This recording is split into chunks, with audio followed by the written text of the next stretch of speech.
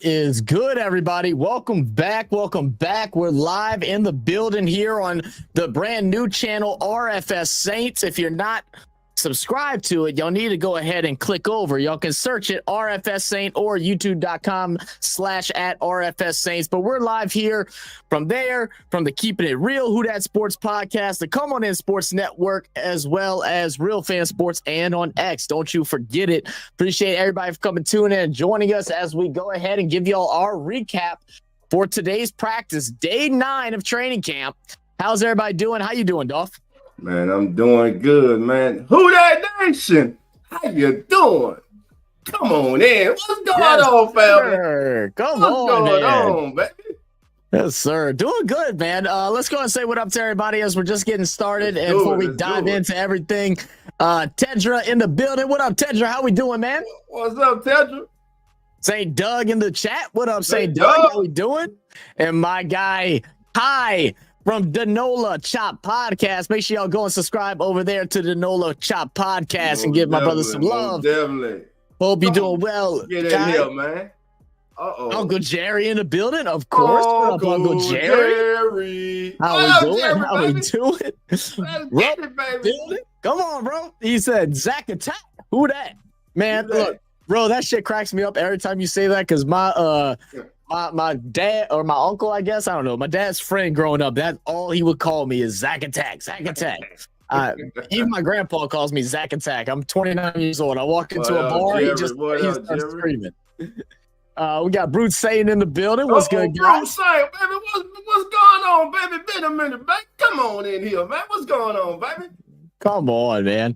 All right, well, look, we got a lot of things to discuss and go over after today's training camp. We were lucky enough. Hey, shout out before we even get started. Shout out to my sister and my brother-in-law for inviting us to the camp. So that was really sick. I didn't think I was going to be able to make it. They were all sold out, but they had a couple extra seats, and we were able to go. Me, Skyla, my sister Zoe, and her boyfriend Dorian. We had a really good time. Skyla got Alante Taylor's autograph. I know she was hyped about that. So yeah, man, we're excited, man. But let's go ahead and just go over a quick overview of everything that went on today. So as probably many of us have seen, Shuck got the start today working with the 1s, Hayner to the 2s, and Rattler to the 3s. That's something we're going to have to talk about, but we'll talk about that a little bit later. But today's practice started off with a lot of individual drills per each position. We saw a couple different things. Saw the running backs worked on running inside the tackles, getting low, a lot of ball security. They brought out the boxing gloves, punching and shoving at the ball, working on that ball security. And then wide receivers warmed up, just going through their route tree. And it was a little more extended than what I've seen in the other 2 practices that I've been. They really spent most of the first 30 to 40 minutes going through these individual drills. You also had the O-line and I believe the D-line as well working with the sleds, just getting nice and loose before they went forward into some one-on-one drills. Obviously, O-line and D-line going at it, and then the wide receivers and the cornerback. And we got a couple clips here. All these clips that we'll be showing today is from Doug Mouton over there on Twitter from WWL, so make sure y'all go and check him out. But let's go ahead. We'll put a few of these up. This first one is going to be a little matchup between Kelvin Banks and Chase Young. Let's go ahead and show it. We'll take a look here. Going through the right side, Kelvin Banks doing a really good job at containing Chase Young in this first drill for him. And then we also saw one that I had a clip for, and apparently I lost it somewhere. Hey, yeah, yes, sir. Put that clip back up. Yeah, of course. Let's do it. Clip back up for us. All right, now here's what I want y'all to watch. That rep right there, Chase Young won. Now you may say, why? Watch.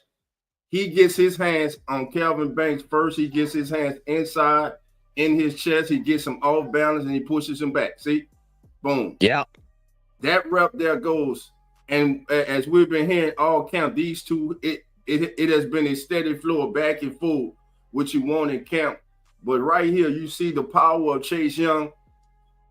You know, and one thing that I would have liked to see Calvin do, that if you can run it one more time, please. Yeah, I would even like to show right once he initially loses his footing. Watch where this initial push comes in. Chase Young goes ahead with the left arm, swipes down on Banks's right, gets into his chest, like you say, and then this big push. You can see him load up his chest and shove him. Now, here's the difference. Oh, that was perfect. Go back. It is. Right there. What it was, the low center of gravity, as what Zach was explaining, family, if when he had it at that frame before we got where we are right now, the power, Chase won that because one, he was lower, and if you can see his hips, it takes him off his feet, actually. Yeah, you see that? So he got under his pads, and he was able to get Calvin off balance, and thus able to do come underneath him. What I would have liked to see Calvin do on that is he kind of stayed a little straight up. I would have liked to see him fight to re-anchor, which means basically just dropping your weight, sitting, dropping you behind like you sit in the chair and try to slide and get back in front of him. But this is a great, you can see everybody's like, this battle here has been going on the entire camp, man. Everybody's looking at it. And everybody's saying that the kids just been it's been what and what, and the thing that's been said also is Chase Young's looking better this camp than last camp. And we got to remember last year he had the surgery. He came in, he was on the free agent tour. This summer here, he didn't have to do any of that. He's there for the OTAs, the mini camp, and everything, and it's looking good. Hopefully, that can transfer to the season. But just one. Sorry to start. I just wanted to point. Absolutely, man. That's a great point, man. It has absolutely been a battle so far, and it's one of those battles when most people you had wide receiver, cornerback one-on-one drills going on over to the right side. Everybody was looking left to see who's winning that between Chase Young, Kelvin Banks, and we also had a really good rep, like I said, from Cam Jordan going up against Fuaga. Let me see if I can find the clip, because that was the first one that I wanted to see. And we saw from that clip, we got to see Cam Jordan still got some moves on him, man. Is still able to work his way inside. Here we go. I finally found it. Let's go ahead and I'll put this up on the screen.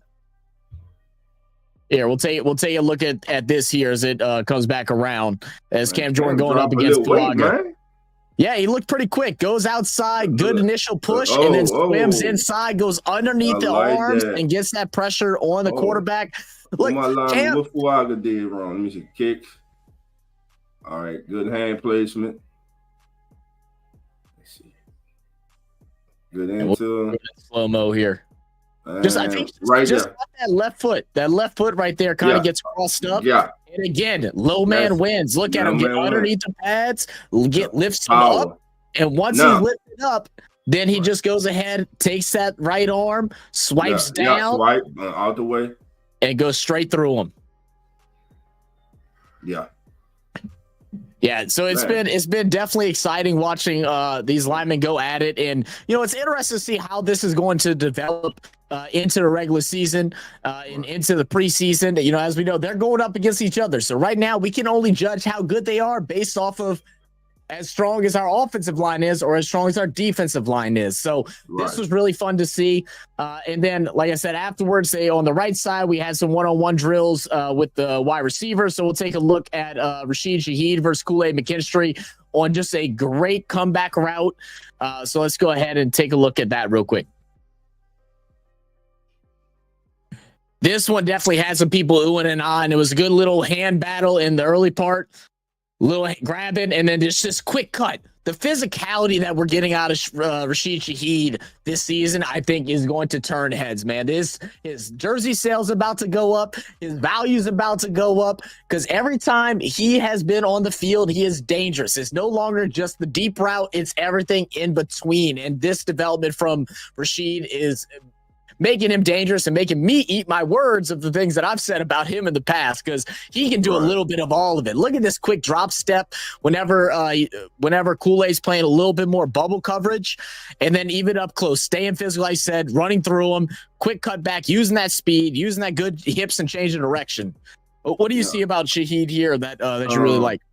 The video a little glitchy on my part and on YouTube from what I'm watching. Is it just me, family? If it's the same for y'all, put a 1 in the chat so we can know, because it's a little glitchy now. Oh, it's a little glitchy for you? Yeah. Oh, no, don't tell me that. I was having internet issues. I think that storm that came through yesterday was affecting everybody's internet. If y'all were live watching Hoodie stream yesterday with Ross Jackson, we were dealing with some buffers then too. One, it is glitchy. Oh, don't tell me that. All right. Well, we might have to ditch some of the clips today. The first We'll two try it were now? all right. Yeah, this one here was just really, really bad. Let's see. All right, let me try this one again. Let's see. It's still glitching for y'all? Yeah, but it actually got a little better than the previous. All right, this one is okay. That's now it's getting better. Yeah, it's better right there. Okay. What I'll do for next time, guys, is I'm trying to learn and figure all this stuff out. I'll start downloading these videos. That way I can just show them. That way I don't have to stream them from Twitter. So I'll make sure I get that fixed for next time. But yeah, two very good routes here by Rashid Shaheed. It was really fun to watch him play, and it has been all training camp. And then another really good matchup that we saw was here, Olave going up against Alante Taylor, which has been another fun matchup throughout training camp so far. I believe a lot of people are saying Olave has gotten the best out of Alante. The two practices that I went to, Olave was getting really frustrated and Alante was winning them. But in this one today, you're going to see Olave do what he does best. Go ahead down to the sideline, quick cut out route. Man, look at all that separation space. A great timing by the quarterback as well. That ball is coming out before he even makes his cut. This is Jake Haener. Jake looking good. That's a good timing route by Jake, man. It's a great timing route by Jake. But let's go ahead. We'll go forward and into a couple other things from the overview. So once they got done with their ones, we moved on to 11 on 11. And like we've seen most of throughout the practices this year so far in the training camp, it's been a lot of situational, especially this last week. They've really been trying to break down certain moments in the game that you're going to experience and try to work out how they're going to handle it, what type of plays they're going to run, and different things like that. So the main focus today was on the run game and the short routes. They did a lot of underneath routes, screens, and then even a few intermediate routes across the middle. But for the most part, it was a lot of dump offs and just working on these short yardages.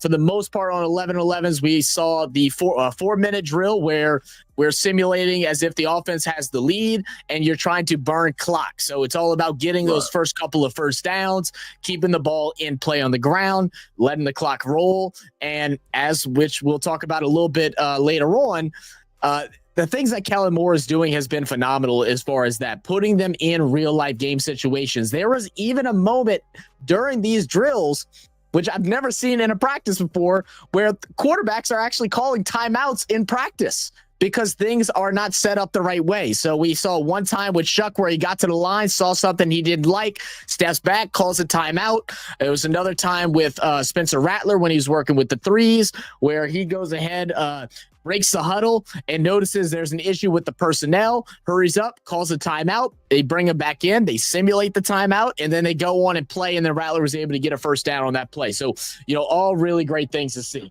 What up, Putty Jube? How we doing, brother?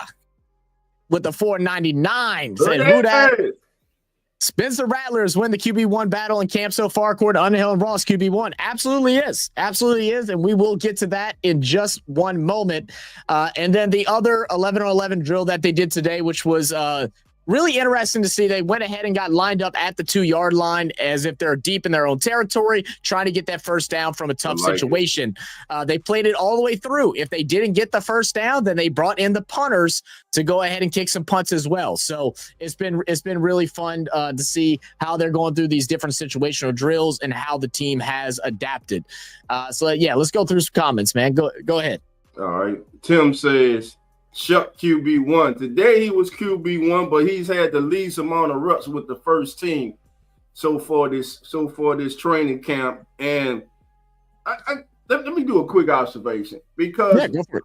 Yesterday when Jake Haener got the reps as with the ones, I kind of had to take a step back, and I'm not gonna lie, for the first time, I really had to question what the hell are they doing now. And here's what I mean. Yes. it is a true quarterback battle now, in my estimation. To me, there's no joke. They are not throwing Jake Haener a bone. They're seriously letting him compete for this job. And absolutely. And so far, you will have to say that he has done everything he can to put his name in that hat to be the starting quarterback of the New Orleans Saints. Now, what made me cause for pause is this ain't the first time we've seen this out of Jake Haener. We've seen Jake Haener have 3 great training camps since he's been here. But it's when we've seen them in preseason games, when we've seen them in regular season games. That's why it scares me. But and then the other thing is, if Shuck is not ready and Rattler continues to perform as he's been doing, the most consistent quarterback since training camp has begun. Matter of fact, he's carried it from OTAs, mini camp, into training camp. The kids just been balling.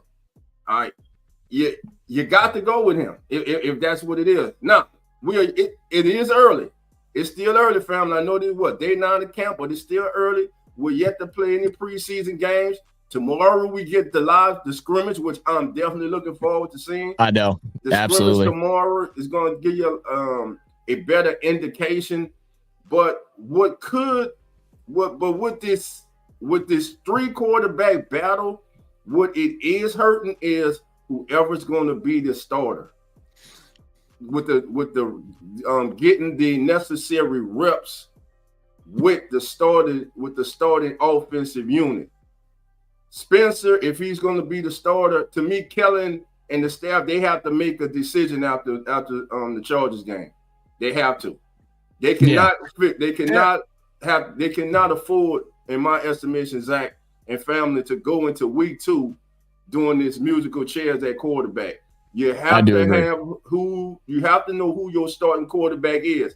If it's Spencer Rattler, from week 2 on, he gets the majority of the reps. Tyler Shuck, number 2, he gets what's left over, and Jake Haener, he'll be the emergency quarterback, scout team quarterback. And I'm just saying, if it goes like that, which in all reality it probably is, but Jake Haener is making it interesting, like he does every year in training camp. He makes it interesting. He builds up the hope of his loyal followers, J Live, and shout out J Live. Shout out J Live. And they get excited and they want to call him the next Drew Brees, J Live, which he's not. And when they get in real football action, it just hasn't translated from the practice field to the playing field. So my concern is, again, repetition. If you're the starter, you need to develop that chemistry with your starter. Whoever the starter is, he needs to be developing that chemistry with Shough, Olave, Juwan Johnson, Alvin, Brandon Cooks. And by the way, Brandon Cooks, I understand. Goddamn, Brandon Cooks has had a quiet camp. He's kind of been bouncing around. I saw a lot of work with him on Monday with the ones. With the 2s, he was some with the 1s, some with the 2s. Today, I think I even saw him doing some rep with the 3s, which isn't necessarily uncommon, especially because we don't have a really deep wide receiver room. So there are guys getting reps, but it definitely has been interesting, his usage in some practices versus others, to where it almost seems like he's not even targeted today. I don't know if he actually got targeted today at all. Maybe. I think I remember 1 catch, but again, today was a different type of practice. It wasn't a full-out scrimmage like we're going to get tomorrow. It was a lot of underneath, so it was a lot of tight end. It was a lot of running back. It was a lot of crossing or quick out routes to Shough, to Olave that we saw in this practice. But All Football had a question. Do you think if Rattler has a jump like Bryce Young had at the end of last year, will this team shock some people? I mean, I think we're at the point with the Saints where anything better than for some people, and the national media and all fans, anything over 2 wins is going to shock some people. So, like, we have nothing to lose. We just got to come out there and ball. And I think what we've seen out of Rattler and his progression as a pro is going to make the difference. And I can't agree more with what you've said, Dolph, about how Rattler if that Rattler is going to be the number 1, which I think he should be at this given point in time, then he should be taking 75% of the reps, if not more, with the first string after this Chargers game in 2 weeks. Now, if you want to go ahead and have a practice every you want to keep switching out Shuck and Hainer with the 2s and 3s and then randomly throw in them at the 1s for a practice every other week or something, then yeah, sure, just to see how it looks, because they're still trying to figure out their future. Sure, maybe. But at some point, we got to go ahead and lock in that roster. And I'm sure Kellen Moore has a plan. And the best we can do right now is to trust what that plan is, and hope that it works out. Let's go ahead and we'll talk a little bit about Tyler Shough and how he worked today with the 1s. Some different notes that I had today was, 1, he looked the best that I think I've seen so far. This is only my 3rd practice. Obviously, I'm not at every single one, but today he was not afraid to let the ball loose. Man. He was not afraid to spin those laces and just whatever happens. And for the most part, did a pretty good job. And in just a moment, I'll show you one of my favorite passes from today's camp, where he was able to split the 2 middle linebackers and find Chris Olave in a very tight window. It was probably one of the better passes today, and maybe even one of the better passes I've seen over the last couple of days. But outside of that, there's still some things about him. Obviously, and Dolph, you can let me know if you agree or disagree. 1, still needing to be a little bit more decisive, going to his reads a little bit quicker. He is getting faster at it. I'm glad he's having the confidence and finally throwing the ball. But there's one thing that I noticed today, in particularly working with the 1s compared to the last 2 days when I was watching Rattler, is that he doesn't really move his feet much. And I'm not saying in a sense of him being more mobile. I'm saying in a sense of him just shuffling his feet, being in a more athletic stance, shifting his body, and preparing himself for a certain throw. He almost stands a little too high, almost like kind of like a statue, and is really slow going through. I don't know if this is a coaching decision to try to get him to just slow the game down a little bit and not be nervous, but I really like to see him get a little lower, a little more athletic stance. You're already 6'4", 6'5". Right.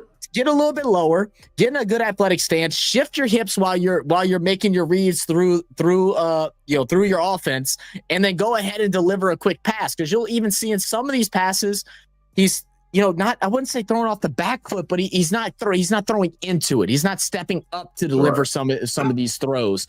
But this was probably the best pass of camp today, and I'll go ahead and give you a look at this one. Okay. Let's go ahead and share that. Look at that. So here we go. Camera's going to come down the right side. We're going to have AK move in motion. Olave from outside is going to split in between, and he threads the needle between DeMario and it's not Stutz. Number 20. That's Pete. And Pete Warner. And this is just a great throw. Really quick, a little play action. Looks to the left to AK, and then looks back right to the middle, splits the 2 defenders, and able to get a big first down here. This was a great throw. Now let's watch his footwork on this one. The footwork was way better on this one compared to others. You see him stepping. Yeah, see how quick he transferred his weight to that front foot. And when he's decisive, man, he gets that ball to listen. Not every quarterback can make that throw. That's a hell of a throw, right there. And what we have to remember also, this is his 9th NFL training camp practice. We got to remember that, and we're yet to see him in a preseason game. And still, we can't have an overreaction if it doesn't look good. Now, if he was in his 2nd year, like Spencer Rattler is, and Rattler was in his 3rd year, then maybe we can feel a certain type of way. But again, he's still a rookie quarterback who finds himself in an unexpected battle to be a starter. Yeah, he didn't expect to come out of college and start. No way. sitting behind Derek Carr, but no, now he's battling Spencer Rattler and Jake Hayner for the starting quarterback position in New Orleans Saints. And let it run again, Zach. Yeah, you want it in slow-mo or fast? Let's go slow-mo so we can watch his drop back here. Okay. Yeah, this is a good example of his feet actually moving, and this is why it was one of his better passes today. A lot of times his feet were flat on the ground, wasn't even on his toes at point. But we're going to have AK out in motion to the left side. We got Olave lined up in the slot. Go ahead. Good play action here. Quick to get his hips back around into the throwing position. He's going to eye up Olave on his route, reading the defense. He's going to glance to the left to Rashid Shaheed. So this is very important because that all of a sudden pulls your defenders off just a little bit. Also, great protection here by Trevor Penning. Thank you for pointing that out. And Calvin Banks Calvin Banks over on the left side as well. Very clean pocket. That's a hell of a bounce. Now we see the bounce. Yeah. Takes two steps forward, fires, sidearm as well. To go around and look at the accuracy. Side on. That's what we was talking about when we was talking about him being his ability to pass from different platforms. And it's illustrated right there. That was a look at that. Look how close DeMario is outstretched hands, man. That's a hell of a throw. So that's the upside that they saw when they were drafting him. The kid just got to get reps. It might not be at the beginning of the season. It might be in the middle of the season. It might not be this year. It might not be this year at all. Yep.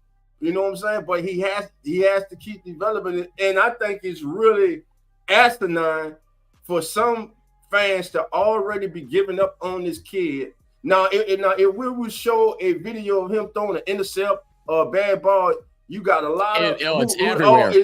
He's horrible. Well, it's a goddamn 6-7 second clip. Everybody throws intercepts in training camp. Y'all act like Drew Brees didn't throw goddamn intercepts in training camp. His ass threw intercepts in training camp. He had days where he threw 3 intercepts in training camp. And for all y'all out there talking about, no, not Drew, you're a lie. Because you're not being honest with yourself. And this is the place to make these mistakes. This is where you correct them at. Now, you don't want to keep seeing the same shit. You see him making the same mistake over and over and over.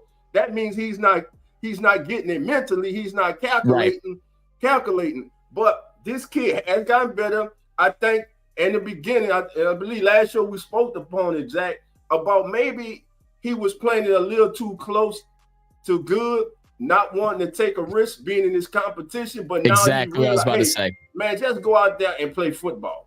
And that's exactly where I was standing with watching this clip and why I think this pass was so important, because 2 days ago in camp, he ain't making that throw. He's not making that throw. He's going to go ahead and he's going to go ahead and see this pocket open up right here. He's not going to make that throw. He's going to go ahead and run and slide for 5 yards. That's what he's going to do. But today we got to see him actually make a throw. And the thing that everyone has to remember, I know his age is up there, but he's had less than 1,000 in-game snaps in college. That's less than most in college football. Now, I'm not auctioning for him to be the starter. Don't get me wrong on that. Rattler is for sure the starter, and we talked about that a little bit earlier. But he's not as experienced as what his age as a safe from. What you got, dog? I hear you laughing. Giggling. Oh my God, man, I'm giggling because shout out to our brother that come on this sports network. Oh, Lawrence, he's talking shit. Lawrence, man, because he just sent me a. I'm gonna try to get it up. Let me see if I get it up. He just sent me a clip of the Saints USA rated 32. I see. Yeah, the Saints rated 32, man. Lawrence, you funny, that bastard Lawrence. That bastard Lawrence. But I'm sorry, man. No, you're good. It was funny, man. Just keep it going. But we also got to see him scramble also for a pretty good gain. I don't have the clip of that. I was trying to find, but I couldn't. But nobody was open. Went through his reads fairly decently quick. Nothing over the top, but went through them, saw nothing. We saw him break loose, scramble, and show his mobility with his legs, maybe able to make the first couple of guys miss at the line, get into that second level. He ran it for a touchdown. He probably would have slid around 10 yards, but it was a good game for him. And then during the during the drill where they were starting off at the 2-yard line, he was the only quarterback, now it was with the ones, to be able to get a first down on his 2 attempts at it. So throughout that time, we'll see. Let's see. Do I have one of these? I do not actually have one of these. Let me double check. Okay, no, it does not look like I have one of these. So, but they go ahead and they do the drill from the 2-yard line. They started off out in shotgun, or I'm sorry, under center, play action, goes ahead, does a quick screen out. No yards. They run with AK, and then they go ahead and find a screen out to Rashid Shaheed. Shaheed gets the first down, and then when it came back around to him again, first play, again, looks left, goes back right, finds Tipton. Tipton catches it, turns upfield. Nice place ball, very quick, especially in a tight, condensed, high-pressure situation, able to get a first down. So a lot of positive today from Shuck. Again, still a lot more before anyone tries to start arguing that he needs to be QB1. He's still far away from that, but it was good to see him actually progress in today's battles. Right. And that brings us up to our quarterback battles. Just to give a quick rundown with both Haener and Rattler today. Haener worked with the second unit. Probably the worst practice that I've seen from Haener today. Really struggled. Had a couple moments where he got sacked, wasn't able to get the ball released fast enough. A lot of that also had to do with the offensive line, the second string of the offensive line, not giving him much time at all. Also had a little bit of miscommunication, but that's as expected, and that's why, as Dolph, you were saying earlier, eventually they need to lock in on who's going to play where, what position, 1, 2, or 3, because they can't build that communication with these players. But this was one play from the 2-yard line drill, his first snap, where we have, let me figure out the name real quick, where it was Christian Boyd who was able to come flying in and pat the ball down. Let's go ahead and take a look at that. My guy, my underdog. Let's go, Christian. So drop back to pass, looks over to the left side and smack down. Not even quite sure where he was going to go with that. Maybe he was trying to go over onto the right, but it's a great pass deflected there by Christian Boyd. Let's go ahead and we'll slow it up just a little bit so we can check it out as he goes through. Where's Christian Boyd at? Let's lock in on him. He's right here in the center. Right. There he is. 90 center in the center. He's going to go ahead, just stretch out to the left, watching the eyes of the quarterback, goes ahead, finds a space, stands up, and is able to pat it down on a really low pass there from Haener. Yeah, he was going to Cedric Wilson. Yeah. He's trying to get to Cedric Wilson, man. Hey, exactly. Let me ask you and the family something, and let me know if you agree with this observation. Right now, the top 3 receivers on this team, and listen, I'm saying it, are, of course, Chris Olave, Rashid Shaheed, and Mason Tipton. Those are your top 3, and I'm saying that for a reason. Mason Tipton might be playing Brandon Cooks off this team. Oh, you got to go that far? Wow. He's been looking really good, man. He's been dangerous. He's been doing a lot. And you know, one thing I noticed too that doesn't get shown, and for someone that's a second year that was a camp sweetheart last year and kind of getting the same love this year, I see him constantly talking both with other wide receivers and with cornerbacks and stuff like that. And whenever someone has a bad play, I've seen him be the first to go and approach them to discuss it with them. So you'd love to see that out of somebody that is, borderline role player, let alone a fundamental piece yet. Right. And what we got to remember, last year, the kid impressed so much in 2 weeks, he made the damn 53-man roster. Now, he was hurt, and I was hard on him because when he did get his opportunity, he didn't take advantage of it. But again, the kid to come back again this offseason, and you're still performing like he is, and this is a totally new staff, and the kid is just performing. The kid, to me, he has had a better camp than every receiver not named Shaheed and Olave. And hell, he probably got the second best, better than Olave right now. The kid has just been goddamn out there eating, man. So he gets open, and that's the thing. He can get open on the long passes, he can get open on the screens, and he can make play happen in space. And without a preseason game being played, without the scrimmage tomorrow, let me just say I am disappointed in this receiving core. I'm talking about everybody competing for 4, 5, and 6. Donovan Peoples-Jones has been a no-show. Yep. Cedric Wilson Jr. has been a no-show. Donovan Peoples-Jones at this point isn't even really getting real reps. Like, it's not often that you see him on the field. I think he had one catch today. Like, it's just, and again, today was a little different because they were going underneath. It'll be a better tell tomorrow. But yeah, he hasn't been getting targeted like you would expect. Brandon Cooks. I'm telling you, the 4th, 5th, or 6th receiver family may not be on this team right now. But means disappointing as hell. That's why these preseason games and the scrimmage tomorrow, but mainly the preseason games, Bud Means got the pop, because we got to remember some players they game day players, baby. Some players I will say Bud Means did have a couple of good reps today. Now he is working with the 3rd unit, and the 3rd unit has been tough because the offensive line, the 3rd unit, is getting dominated. So it's tough for any of the quarterbacks to get anything going. Those that are on the 3rd unit are really struggling. But the fact that he's not getting that many reps on the 4th, because they're bringing in Cedric Wilson, they're bringing in Pettis. Tipton has been playing with the 1s and the 2s almost every single rep. You're seeing Shough drop back with the 2s. Olave playing some with the 2s too. And Bub Means has kind of been drifted aside, unfortunately. Now we'll see what happens, and preseason will be a good tell because he should get some targets there, especially in the second half. But I think you're right. I think this is a fighting battle right now in the wide receiver core to figure out who's going to be even who's going to be 3, who's going to be 3, 4, and 5. We're trying to still work that out. And right now, I say Tipton's leading at the 3rd. Brandon Cook has the seniority, so he's probably going to get a little bit of a umph to it. But outside of that, I don't know.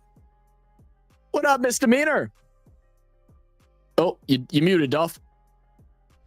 Misdemeanor, Sister Barbara, how you doing, baby? Come on in. I saw Breeze throw 5 interceptions in one game. You better stop it. They gonna come after you. Breeze ain't never thrown 5 interceptions in the game. Never. Okay. Right. That's the wrong person for y'all to go after anyway. That's right. Because she know more football than any of us. Yeah, eat your ass up. I'm gonna let you know. You better be coming with your facts, because she got them. And that's the thing too, though. Interceptions are a part of football, man. Right. It's how you react after the interception. Do you bow your head and you play scared, or do you play more confident? Right. That's where a lot comes into it. And just to touch up, there's not much to say with Rattler working with the 3s. Obviously, they get the least amount of reps. I think he had 7 or 8 throws today.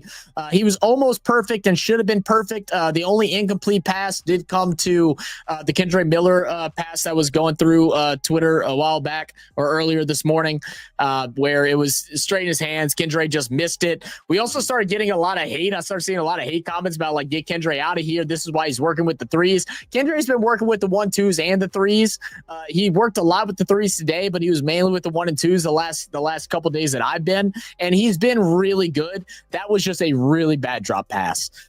Unfortunately. But so 3rd string, of course, obviously always getting the least of reps, but Rattler did almost have a perfect day with just the 1 incompletion. 3rd string continues to get beat on the line. Rattler was sacked once. And then, like I said earlier, one thing I thought was interesting and also shows the maturity and the ball knowledge of Mr. Rattler, that he is not just out there making good throws, but he's actually studying film. He understands the play call. The fact that he was able to identify a personnel issue as soon as they broke huddle and to be able to call a timeout immediately. Those little nuances and stuff aren't talked about enough, because that just shows that he's not just developing. He's not just learning how to work his way in the pocket, be more of an accurate passer, be able to find his reads, go through his reads quicker, but he's also a student of the game and is also developing that side of it as well. And I love that. And I love that part about it.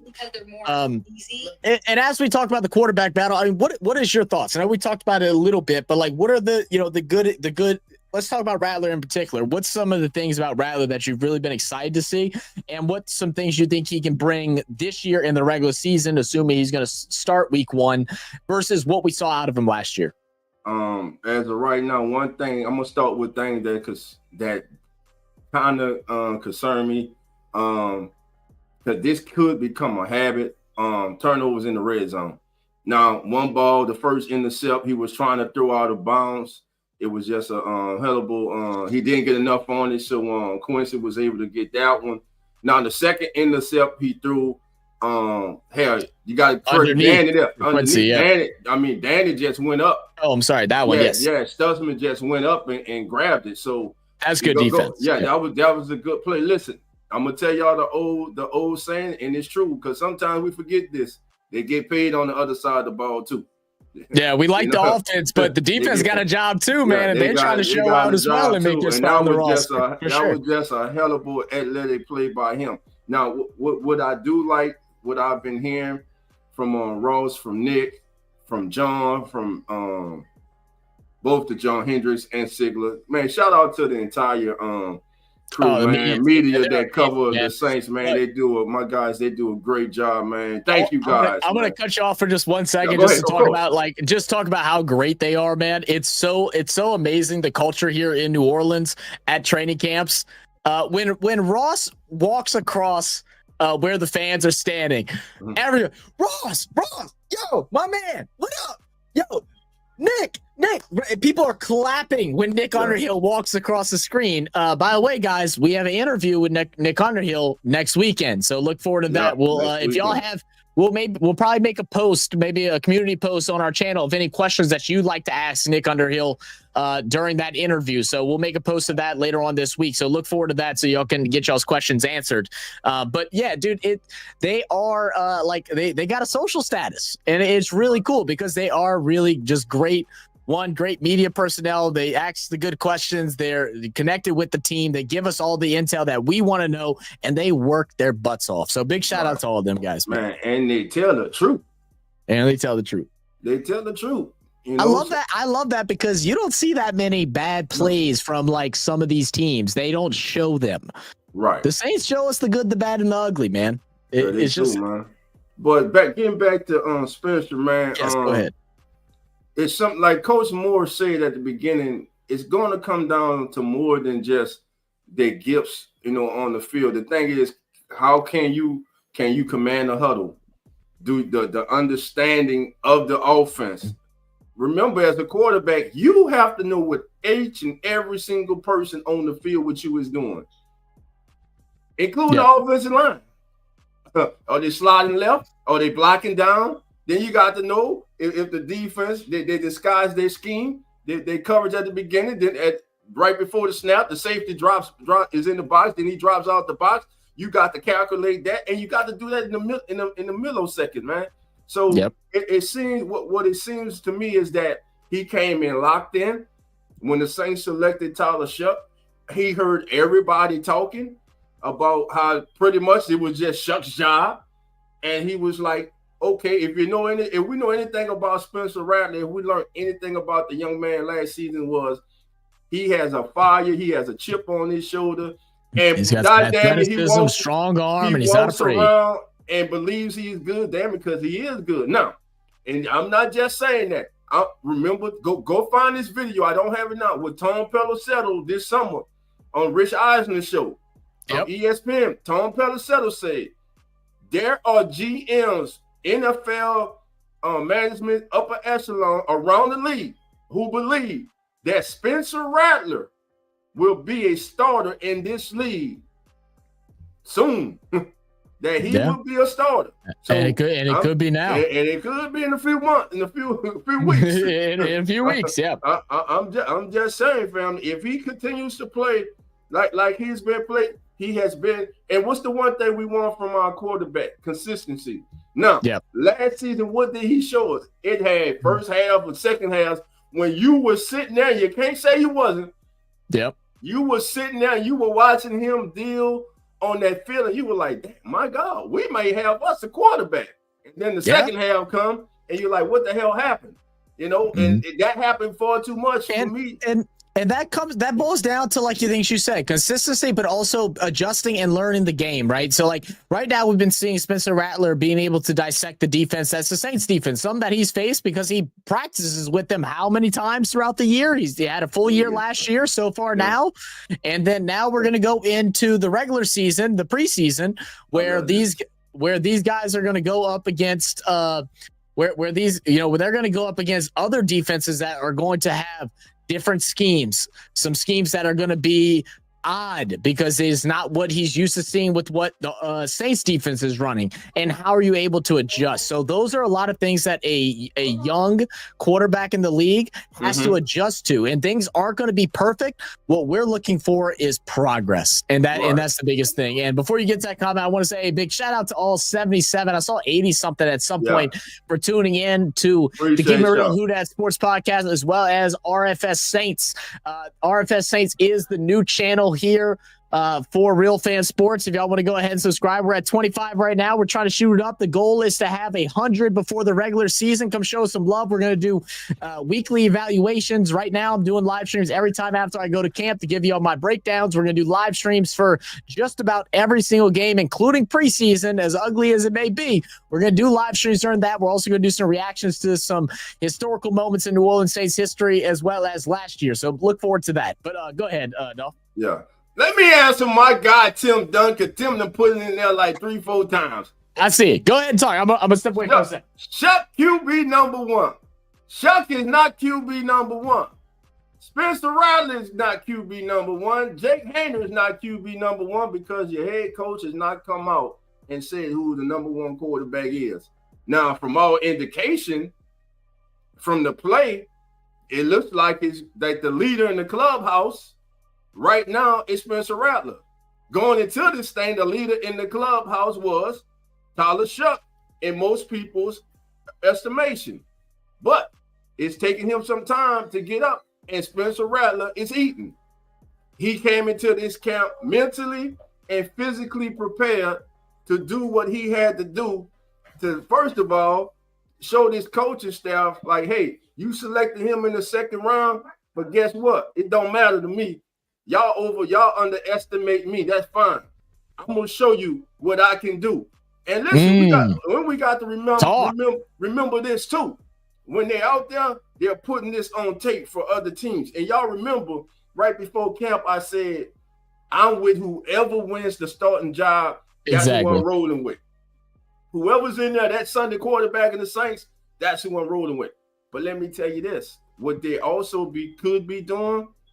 I also said I hope we come out this training camp with 2 viable starting NFL quarterbacks.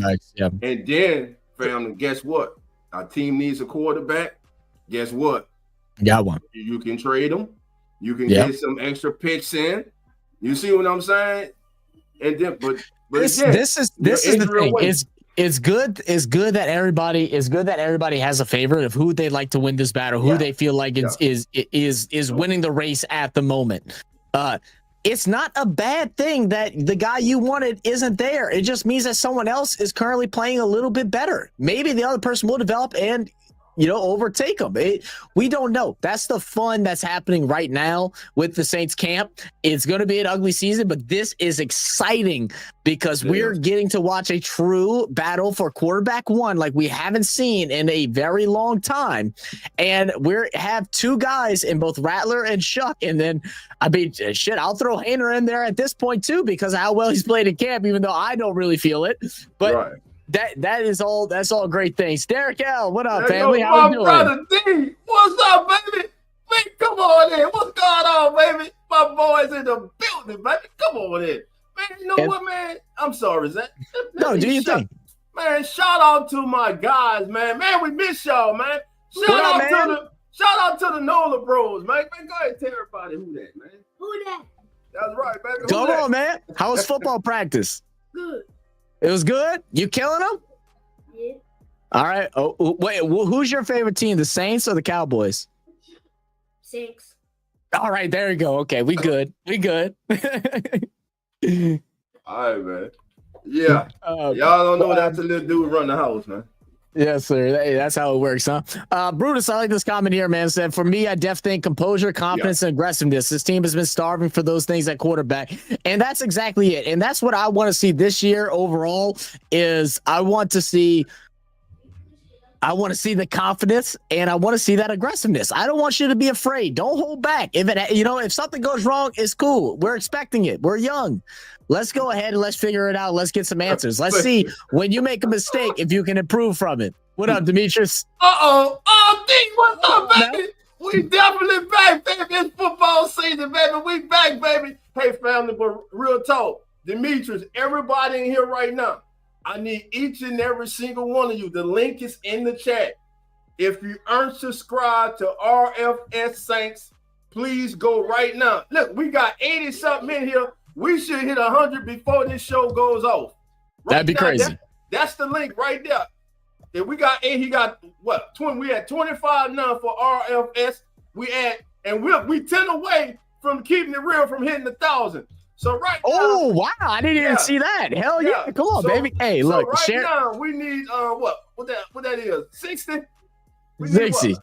We need Something 60 like that. subscribers right now tonight, so we both can hit this goal. We want to get Zach to 100, and we want to get keeping it real to 1,000, baby. We right at the door, man. And number one Saint fan, quit talking about my son.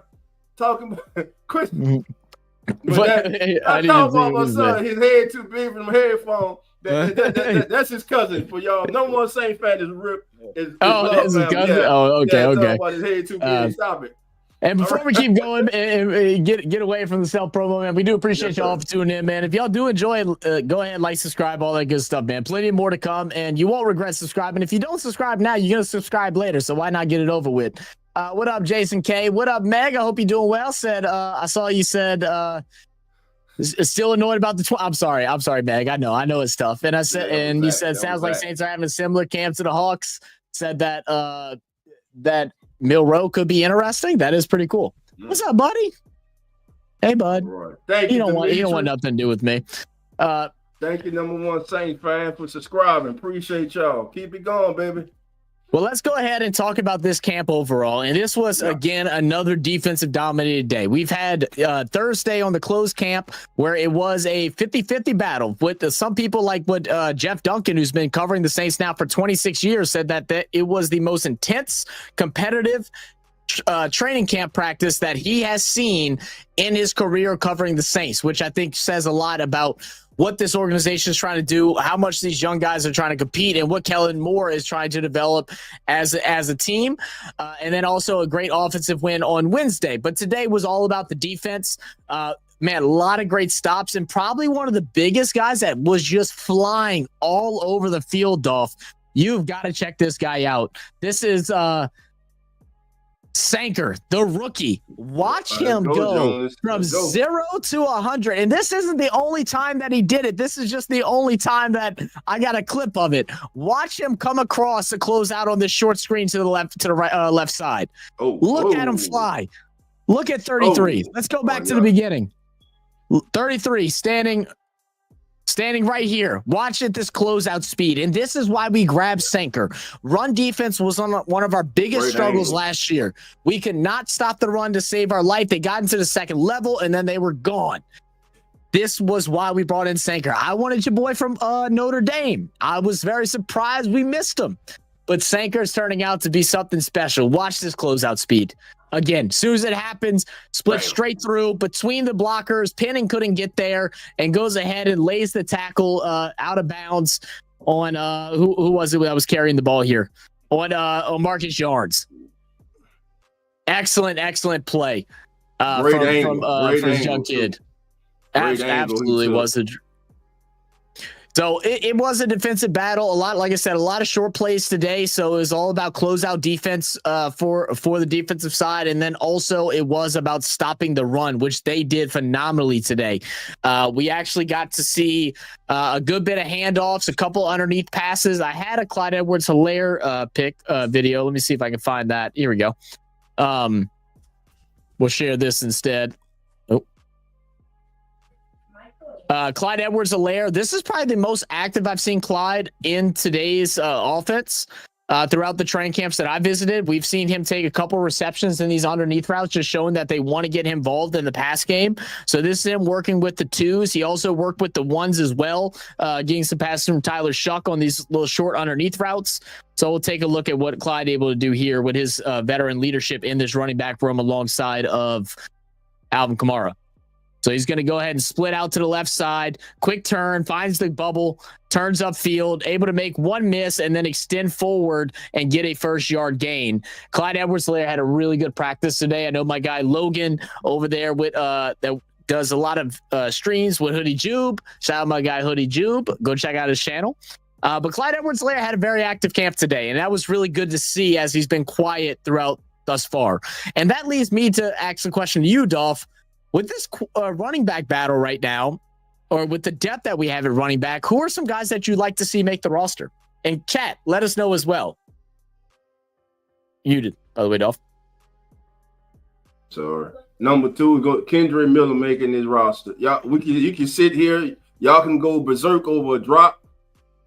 We have seen Kendra Miller when he has been on the field. The kid can play. It's about being able to be on the field, being available to be on the field. Him, Devin Neal was praised for one thing a lot of rookies lack. And I'm going to ask y'all real quick. What was one of the greatest strengths of Mark Ingram as a member of the New Orleans Saints? It was what? Picking up the blitz. And Kelly Moore went to the podium yesterday and he praised how Devin Neal picks up the blitz. I'm so happy because that was the first thing I noticed on Monday's practice. I pointed it out. I tweeted it out. That was probably the only tweet I got some actual traction on, was Devin Neal was picking up the blitz nonstop up the middle, stopping them, put in their tracks, going full speed, putting that shoulder down and stucking them and allowing the quarterback to get free to make a play. It was absolutely phenomenal. Now, what that means is, I'm sorry to cut you off, Zach. Yeah, go for it. What that means is what, family? Rookie able to pick up a blitz means that's what? He's a 3-down back. You can trust him on the field. So it's that rare, way, man. It's rare. You're not giving away plays. Because let's think, if a running back is not strong, if his weak point is what? Pass blocking, 9 times out of 10, when he comes on the field, it's going to be some type of run the ball or screen. Or a screen, a dead giveaway. But for this young man's ability to be praised and pointed out by the head coach and the offensive coordinators about how well for a rookie he is understanding how to pick up the blitz, that does not happen very often, family. This young man is a special football player. Listen, it was said before the draft that you can get possible starters in day 3 of the draft, and I'm telling you, they were not lying. There are high-quality football players all around the league this year, rookie running backs, who are going to help the teams that were fortunate enough to select them. And I believe right now we got a good one in Devin Neal. In the 5th round, right? Yeah. The 5th round is when we wrapped them. It's unreal how he fell that far. I mean, look, 6th round. It was 6th round. Even crazier. Look, this is one of those things, man, where a lot of running backs, they look really good in college because they can run the ball and stuff like that. But blocking is always a weak point, man. It's knowing your role, as well as to make a roster. I mean, it's similar. You take a look at basketball. Patrick Beverly talks about it all the time on his podcast about how, you might have been that guy in high school, but you need to be the guy that can play defense in the lead, that can get rebounds, that can hustle. And that's what Devin Neal's doing for this Russ so far. As I see a couple different names here, mainly being Kendre, obviously AK Devin Neal. And we see Jones Jr. in there. I know a lot of people are high on Clyde Edwards-Helaire. Jones has been fun when he's gotten the handoffs. I have not evaluated his blocking, and I think that really is what comes down to it once you get deeper down that running back lineup. And special teams, because he works as a gunner on special teams as well, and he's closed in the gap quite quickly. And he didn't do it today, but I believe Tuesday he was returning some punts as well. But what running back lineup would you like to see, Dolph? I'm not even saying AK. That's a given. Yeah, obviously. I'm going Miller because of the talent and Neal. And the thing is, who will that forward running back be?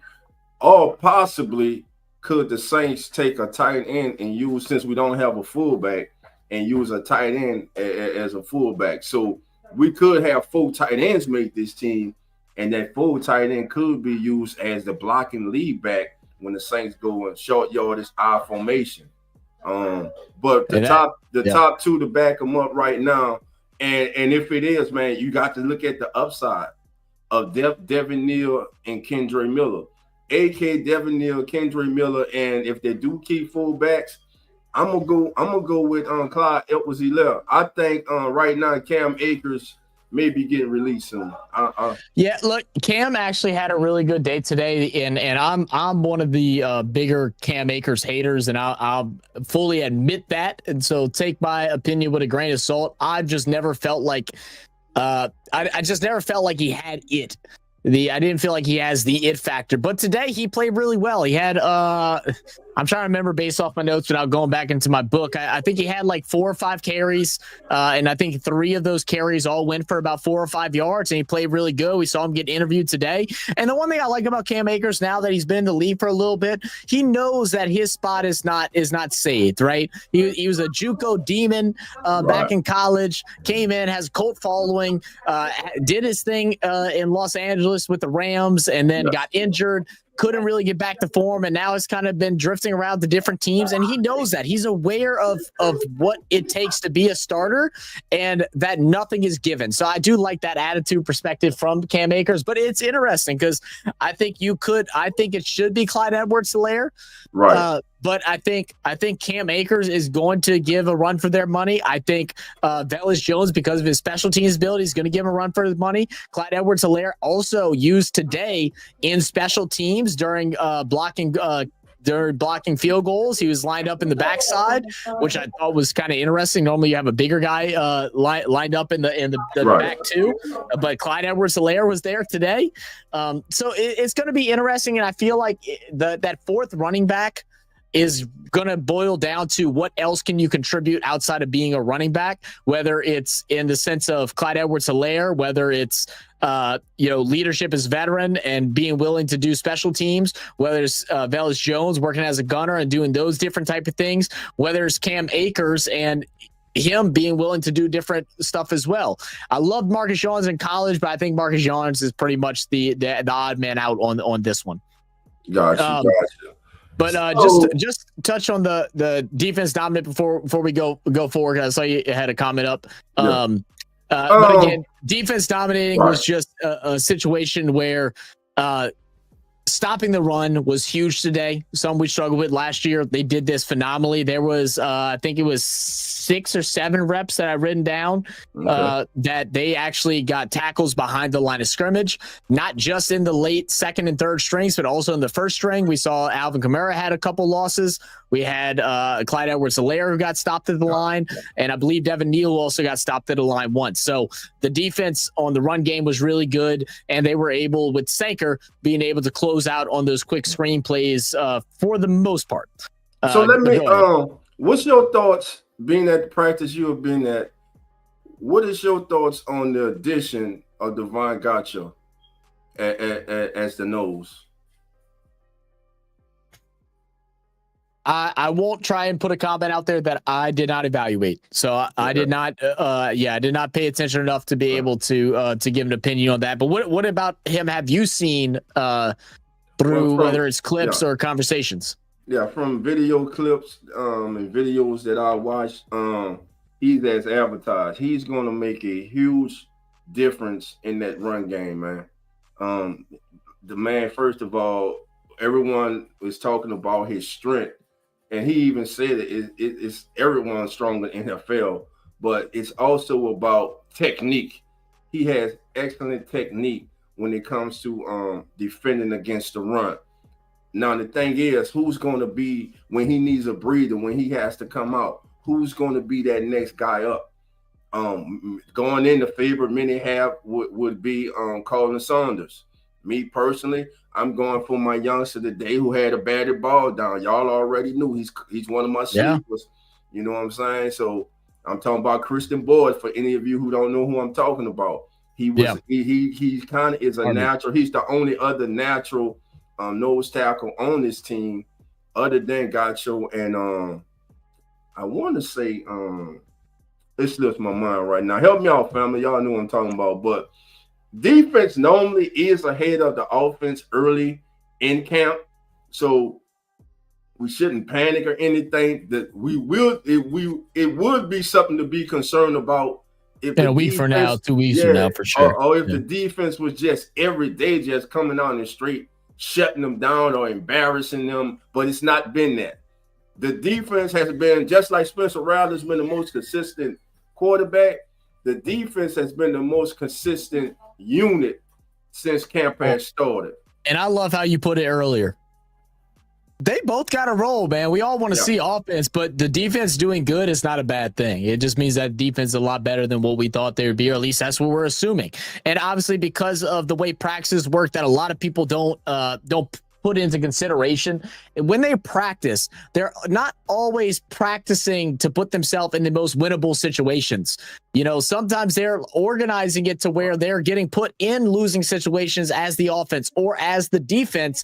And it's how can you overcome those scenarios where a play changes up and your defense isn't the right set? Can you close in and get a tackle? Can you stop them from getting a first? Can you stop them from getting a big play?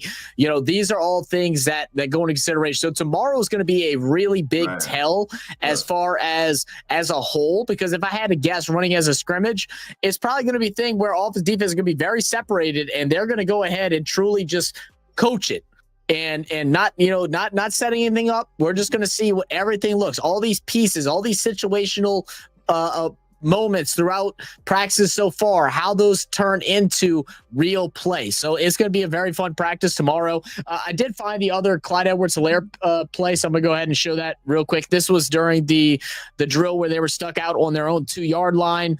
I believe, it's going to be Tyler Shuck and Clyde Edwards-Helaire is going to go ahead and play here with the first string, and they're trying to get out of their own 2. I believe, if I remember this right, I think this was a 3rd down and 6 that they made this play happen.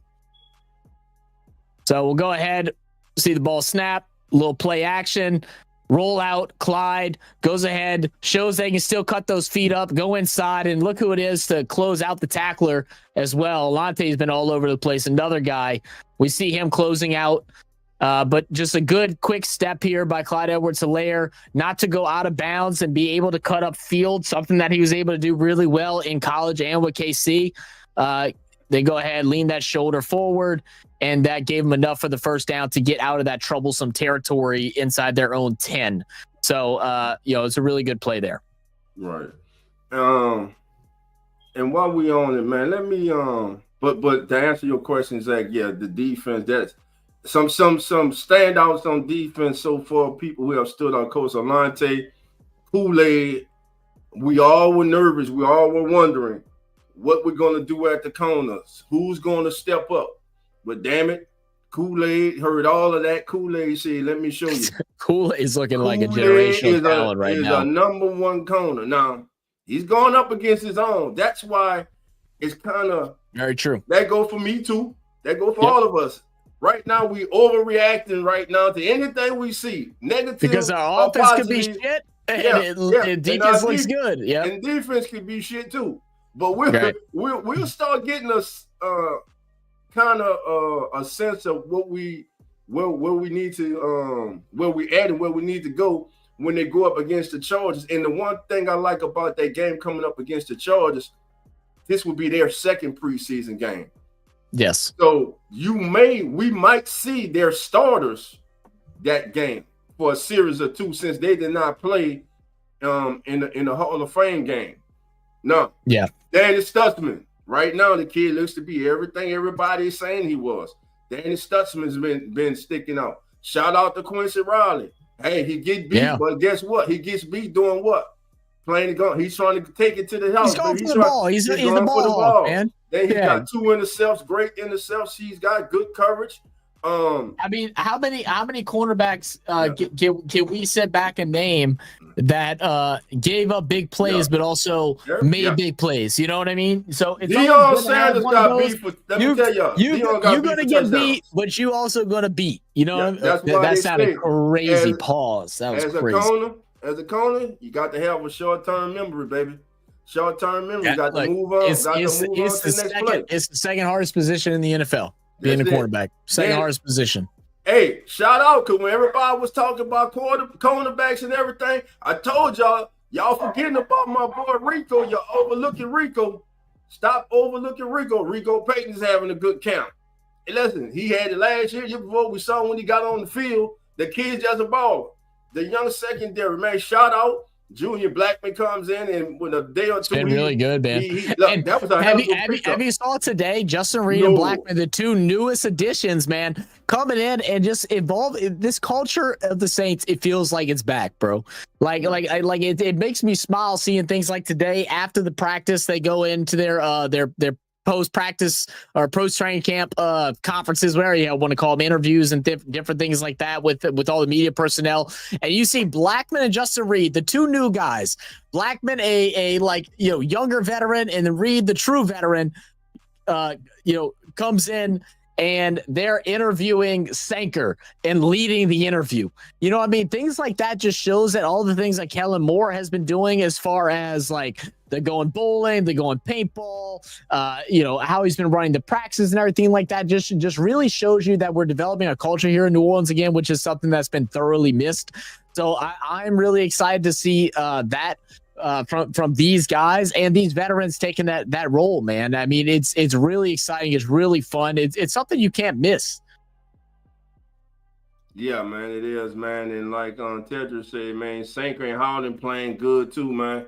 I think we're gonna be just fine at the safety spot. Bruce Saints killed it with their safety pickups. Great. Let's see. Yes, well, he's been built. Talking about Brissett. Listen, in college, family, Brissett played defensive end too. He played tackle and he was outside on the edge too. So he's comfortable either way. The thing with Brian Brissett is his run defense. He's got to get to become a complete player. He has to get better and more stout against the run. That's the thing he has to do. Absolutely. And then let's go ahead and we'll turn it over to the last point of camp, which is one of the least exciting things that people want to talk about, but is also a very important thing when it comes to football. It is the special teams, as there has been some struggles. So throughout special teams today, they go ahead. Yesterday or Wednesday practice, they were doing your shorter punts from where they're punting it when they're stationed out around the 45-yard line. And we saw Burnup really putting it on a dot right inside the 5-yard line marker. I was pointing it out today with some people that I was with. I was like, you have a circle here. That ball went there 6 out of 6 times. It was really nice. Now, today was a little bit different story. They brought in another punter to come ahead and challenge Burnham and I was wondering why. And I figured out today, he struggles from those long punts. They took some punts from about the 20-yard line, their own 20, and he was really struggling to get distance. Whoever it was that was on the receiving end, they had a number of different guys. Let me see if I typed it down. I don't think I did, but all 3 guys, they were able to run up, receive the punt, and then take it for yard. So it was a bit of a struggle, and you could see Burnham getting physically frustrated by it, ripping off his helmet, slamming it up against his leg. But on the good side of it, he did come back out a little bit later during the drills inside the 2-yard line where he had 2 punts, and he sent out some bombs. So we'll see how that battle continues. Again, not the most exciting thing, but is a thing that matters because pinning the opposing team deep is crucial as far as what your defense can do. You do not want to let a team start off inside your territory. And then we also had some field kicking again from Charlie Smith. And Charlie Smith is definitely no groupie. I don't know what groupie's issue is right now. I can't remember what the injury is. I think it's hamstring. Hopefully he'll be able to get back to playing soon. Charlie Smith has leg, but does not have distance. But we did get one pretty good play. I did get a video of it, or should I say my sister got a video of it. It's a little rough, but we did get to see Justin Reed, the first field goal kick during the kicks today. Justin Reed got a block coming out from the outside. So I'm going to go ahead and play that real fast. Excuse the shaking. And whatever. You know what I mean?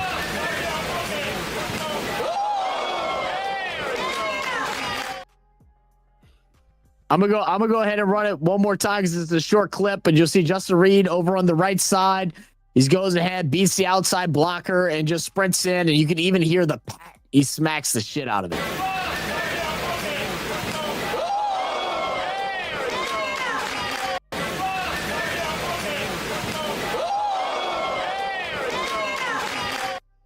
Say, Very man, nice. I hope during the season Eric McCoy is not the guy on the end on the field goal block, because that was a piss poor effort. Yeah, you ain't lying. That was Eric McCoy. He went around. Come on, E. You better than that, baby. Better than that. Yeah. All right. Well, before we get into our official recap, where Dolph's going to go ahead and bring up some articles that he found across the internet, we just want to go ahead and give some big love out to everybody that's came tuned in. 102 of y'all in the building, whether you're from RFS Saints, Keeping It Real, Who Dat Sports Podcast, Coming In Sports Network, Real Fan Sports, or over there on X. Thank y'all for being part of the community. Make sure you hit that like button, subscribe button, share it to your friends and family. We're going to be covering the Saints all year long. We're going to have every week we're going to have a breakdown of everything that's been going on during the season. We're going to be covering the games. We're going to go ahead and do preseason games as well. We're going to do all kind of breakdowns throughout practice. I'm going to practice again on Tuesday, so we'll have another in-depth stream like we had today. So do not miss out, and don't forget to go check out the new channel, RFS Saints, especially if you're from Real Fan Sports. I will not be streaming any more Saints stuff over on Real Fan Sports, and well, no, I won't be, because we don't have Monday or Thursday night games. So if you're interested in it, go check out RFS Saints, and those and everybody else everywhere across the platform, go and check it out. But let's go ahead into our recap, Dolph. What you got for us, man? All right. Before we go to recap, Zach, we got enemies in the building, baby. We got enemies behind the line, baby. We got Rattler, Shinobi. Oh, what you doing here, baby? What's going on with you, Reckless? Come on in, baby. Thank you for being here, baby. We appreciate it. Rise up to fall down. I love it, man. I love it when y'all talk that shit, baby. Y'all get so hyped in the off season, baby. Like I tell my boy Cowboy, y'all always win the off season, baby. But just wait. Just wait till the regular season and reality sets in. But what's going on, man? Thank you for being here. Wait, Reckless, can I ask you a question? Was that trade that I saw for Micah Parsons real? Because I saw some account that I don't trust that they said they sent out a trade offer, and I was like, there ain't no way that got leaked already. But anyway, go ahead. Let us know what the recap is, Dolph, man. Yeah. All right, family. First thing we're gonna do, I want to share this article with you, courtesy of our brother John Sigler from Saints Wire USA. So not only are the Saints ranked as either 31 or 32, anywhere from 30 to 32, just downright bad in every category, from roster to trainers to ownership. Now it has even went to the new coaching staff. That's right. ESPN considers our New Orleans Saints to have one of the worst coaching staffs in the league. Again, this is from John Sigler of Saints Wire USA. Shout out to Sig, man. It's looking like the New Orleans Saints will have to win over a lot of dollars in 2025. One of them is ESPN's Ben Solik, who ranked all 32 teams by their coaching staffs, and who argues the Saints have some major questions to answer. Solik ranked New Orleans Cowboy head coach Kellen Moore, offensive coordinator Doug Nussmeier, and defensive coordinator Brandon Staley as the league's third worst coaching staff. It's insane to me. Only the Jacksonville Jaguars and New York Giants are ranked lower. On top of that, the squad built around Dennis Allen and Clint Kubiak clocked in at number 25 in these rankings last year. Here's why Solik suggested the Saints have gotten worse. The biggest question mark for Mo, who was a fine offensive coordinator even before his Eagles stint in 2024, is the obvious one. What does this look like where you are no longer calling the plays behind the best offensive line in football? It's worth noting that while you can't take Eagles offensive line coach Jeff Stoutland with you, you can't take one of his assistants, TJ Pagnetti, is the new run game coordinator in New Orleans after 8 seasons in Philly. Moore adjusted nicely for Jalen Hurts, but typically runs a pocket-oriented, heavy drop-back passing game that puts a lot of strain on the quarterback. I'm interested to see how that maps onto two young passers in Spencer Rattler and Tyler Shuck. I'm also interested in the return of Staley to the defensive coordinator position. Staley's time as the head coach of the Chargers was fraught with key mistakes in game management and personnel upheaval. But the bones of the defense were always sound. His style of defense has spread across the league as he has fallen out of the national eye. But this Saints defensive depth chart is not suited for his too deep, cautious coverage, patient play style. More instead, they both need to coach out of their comfort zone to get a lot out of this Saints team in 2025. On paper, that does sound like a mismatch. Whether the Saints have a quarterback who can competently run Moore's playbook remains to be seen. You wouldn't know that their offensive line is built that their offensive line is built out of 5 top 50 draft picks based on how they perform. Defensively, it's a lot of familiar faces and unfamiliar roles. Can Demario Davis still drop into coverage and run with skilled position players who are 12 or 13 years younger than him? Is Cam Jordan really being put into a position to win by lining up in a wide 9 at this stage in his career? Can cornerbacks drafted to run an aggressive press man scheme under Allen like Alante Taylor and Kool-Aid McKinstry adjust to steal his match coverage approach? In many ways, we need to see it to believe it. Still, with all that said, are they really the third worst coaching staff in football? That's hard to believe. And as Solar plans to clarify, this is more of a ranking of known to unknown rather than a ranking of good to bad. The Saints could surprise us, much like Allen did before being promoted. Staley could thrive without the added responsibilities that come with being a head coach.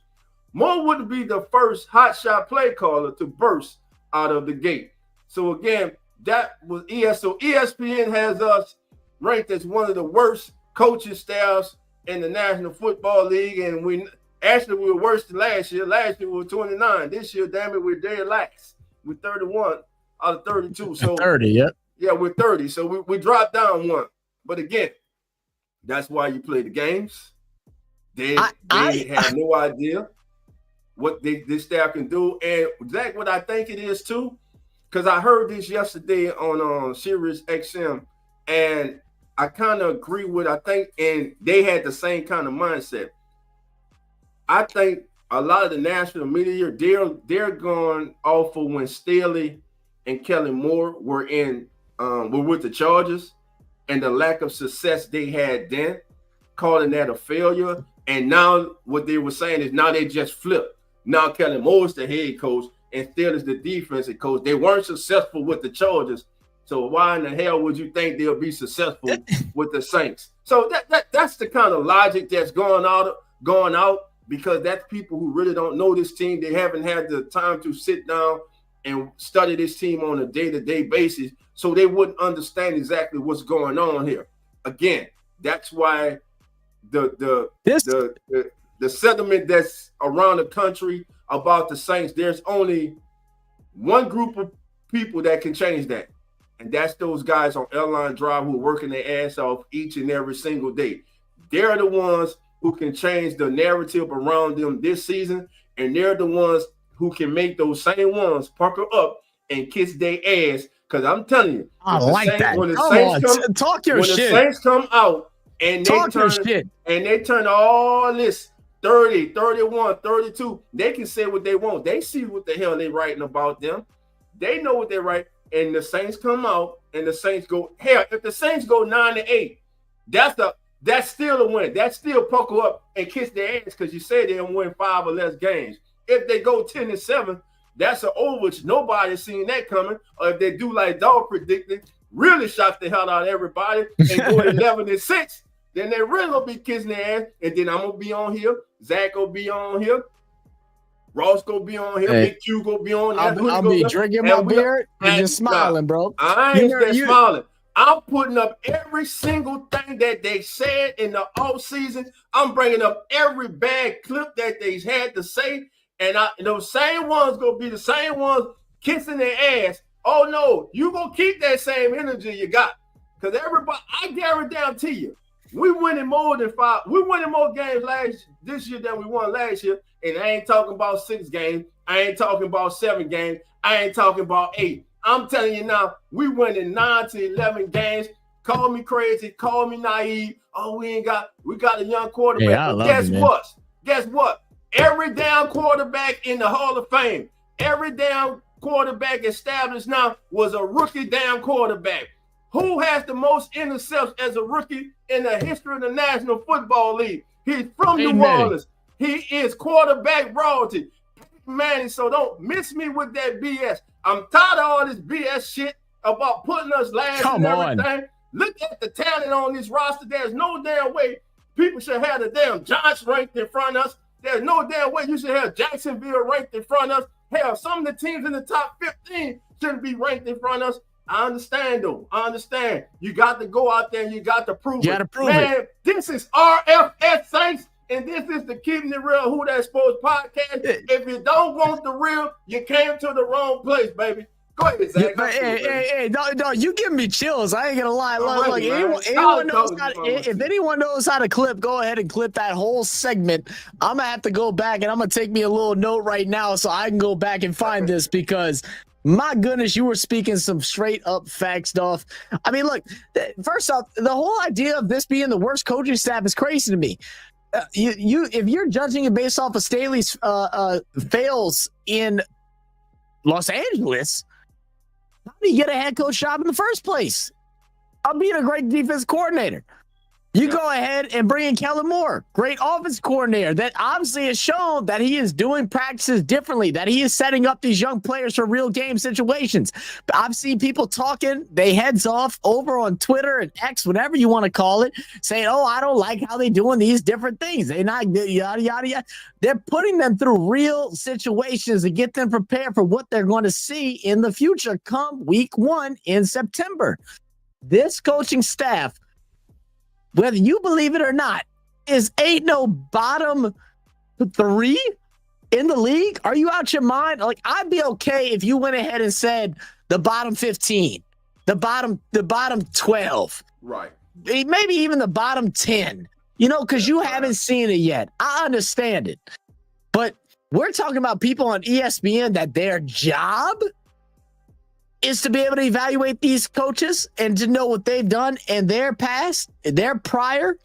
We got 2 young quarterbacks. Guess how many quarterback-minded coaches we have on our team? We got 4. All right?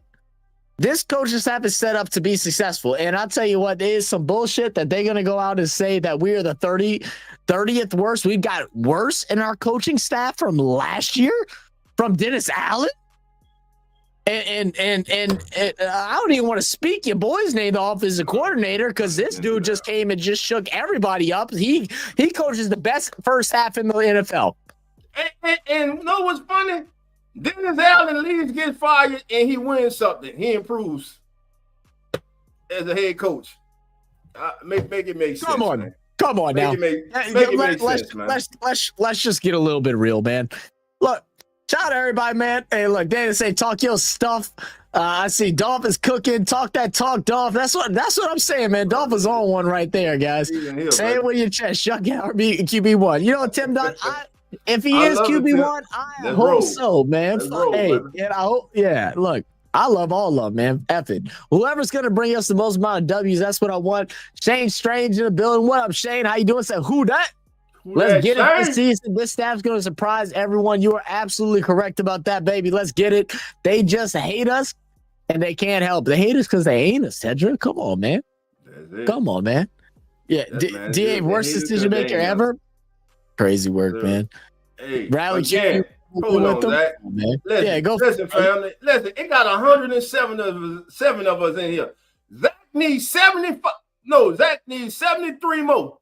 No, 72 more to get to 100. Let's get him to 100 right now, family. I need each and every single one of you to hit that right now if you're not subscribed to RFS Saints. We need to, before we go off here tonight, we got to get this to 100. We got to get RFS Saints to 100. And guess what? Keep it real, family. We 5 away, baby. We 995, baby. We need 5 to 1,000. Damn it, I need 10. We're going to push it over 1,000. The hell with ESPN. Damn it, I'm going to have a talk show. That's why I turn your ass down on Sundays and tune in too as the NFL turns. Zach, you muted. You muted. And here's the thing that y'all don't understand. We're bringing y'all exclusive content that y'all ain't getting anywhere else. Exus. Duff, who'd you interview 2 weeks ago? ESPN's Mr. Jay Harris. What up, Jay? Shout out to Jay. What up, Jay? Who we interviewed a couple months ago? I think he's the voice of Madden. Let me see. Voice of Madden. Would that be Mr. Charles Davis? Oh, we name dropping. I think it was Charles Davis. Yeah. Who in the Saints community have we had interviews and that we've had conversations with? Let's see, Ross Jackson. Let's see, Novak. Who we got next weekend?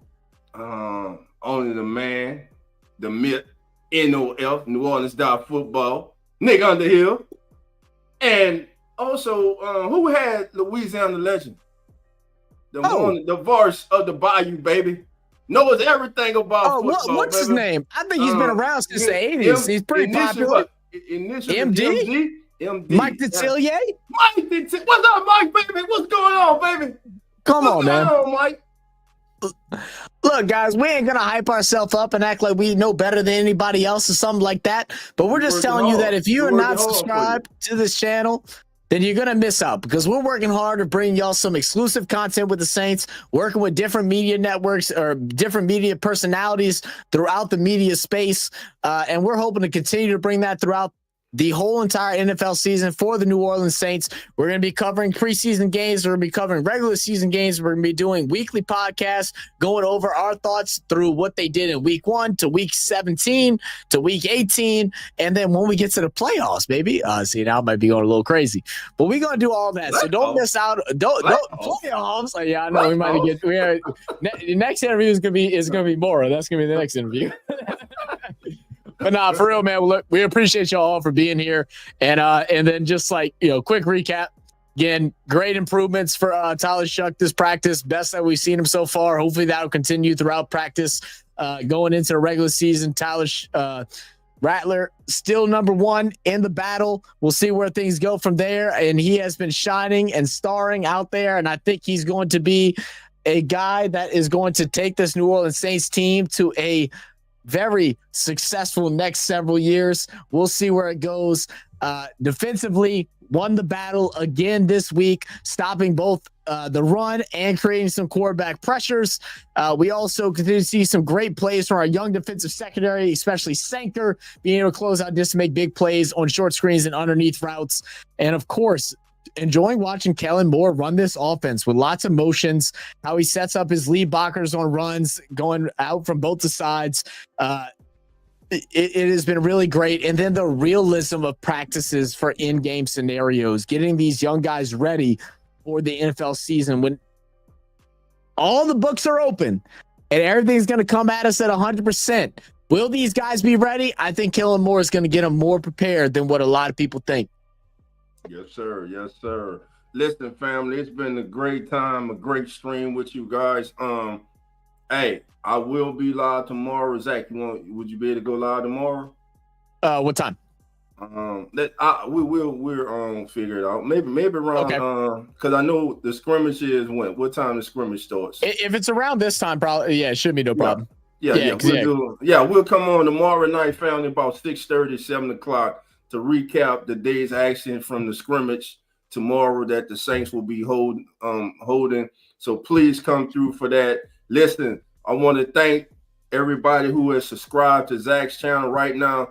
We are up to 35 subscribers, family. Listen, crazy. Let's get it up to 100, family. We're still 5 away from hitting 1,000 at the Keeping It Real, family. Baby, come on, fella. Let's do it, family. Thank you. Thank Bruce. Say thank you, family. Listen, we do this because we love it, family. Just like you love the Saints.